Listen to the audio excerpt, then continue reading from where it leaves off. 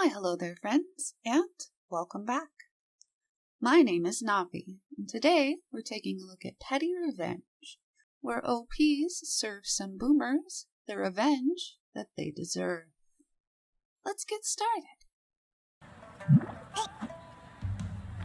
This was given to us by a tiny pastel unicorn. Grumpy father-in-law gets more mugs than he can handle.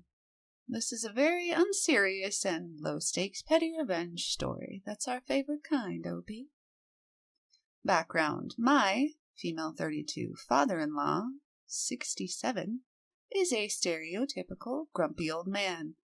My husband, 33, says that his father wasn't always like this, but the years have turned him sour.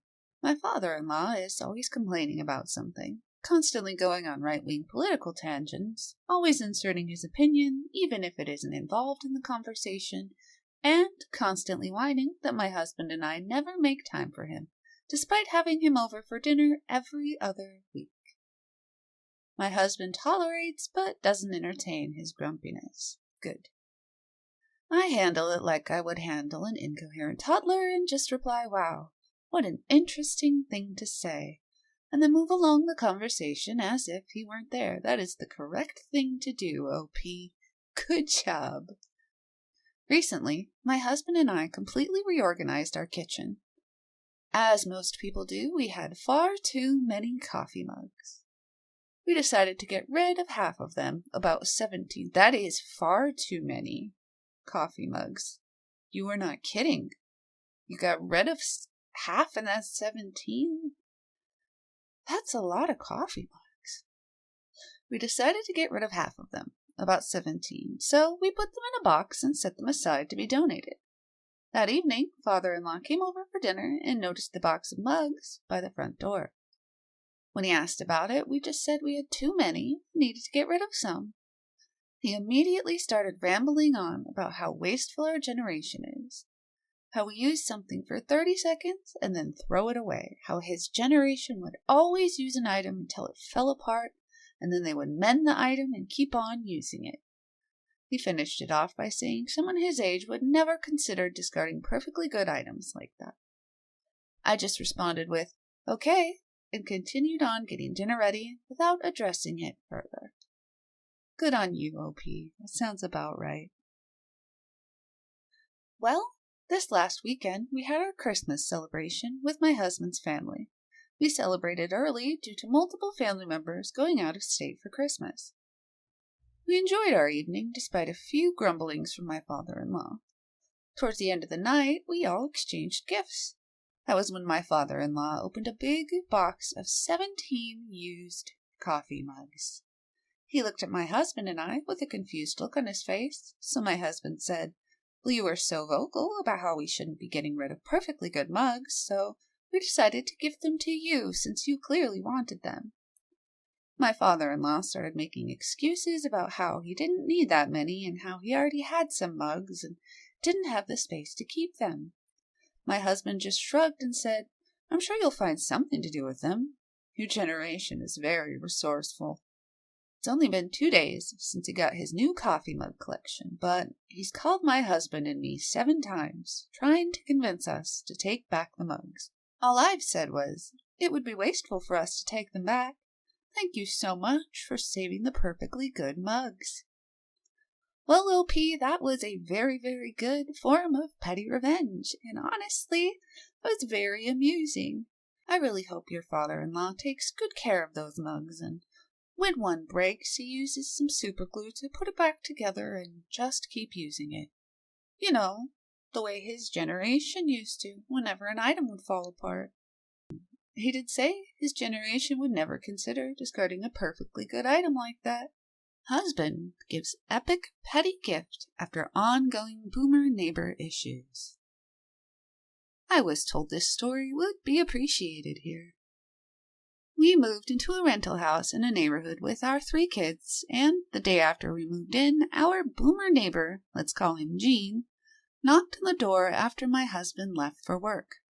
When I answered the door, He skipped all the pleasantries and introductions to gruffly inform me that the light switch in my family room closet needed to be turned off immediately, and it was my duty to ensure that it was kept off. Obviously puzzled by this demand, I asked what the switch was for. Jean said that the switch was for an exterior patio light that would shine into his bedroom at night and keep him awake, which was not acceptable. I figured the kids had turned it on while exploring the new house, so I assured him I'd turn it off. Without another word, he turned on his heel and he went home. Unfortunately, my rude Jean encounters persisted during the 18 months that we lived there. He would wait for my husband to leave, then come and complain and gripe at me about something we had done wrong. Our dogs would sniff loudly at the fence if he was outside. Our sprinkler was spraying too high. Our trash can was too close to his, etc., etc. Our other neighbors adored us and our kids, so I really don't think that we were the problem. I finally stopped answering the door, so he started leaving notes and even went so far as to find me on Facebook and send me messages there. Just the worst. Husband tried to talk to him and tell him to leave me alone, but he'd deny any wrongdoing. Reasoning with him was pointless, so we made the decision to just ignore him as best we could. We finally moved to a new place out of town, and my husband went back to do the final walkthrough of the house. When he left for the final time, he called me to let me know he had a gift for me. The last thing he did before locking the door and leaving that house for good, turning on the patio light switch in the closet, knowing full well that the landlord wouldn't be there for final cleaning for 4 days. Best gift ever. Well, OP, I hope your ex-neighbor, Mr. Boomer Jean, appreciates his 4 days' worth of patio lights. Perhaps now he will do the simple task of buying a set of blinds, or maybe even curtains. Being upset about dogs sniffing at the fence? For heck's sake, they weren't barking at him. They were just smelling the fence. And I guess I can understand being upset about a sprinkler being too high, but trash cans being too close to his? What's the big deal there? I really think you're right. You guys weren't the problem. It really seems like boomers just want to have issues because they can't find any. Thank you very much for sharing your story with us, OP. It was a joy to read. Well, my dears, that is our petty revenge for the day. I hope you all enjoyed, as I very much enjoyed reading these stories. Please remember to feed the algorithm by liking, commenting, and subscribing. Thank you all so much for watching. I love you, and I hope you have a good day. Bye-bye. Bye-bye,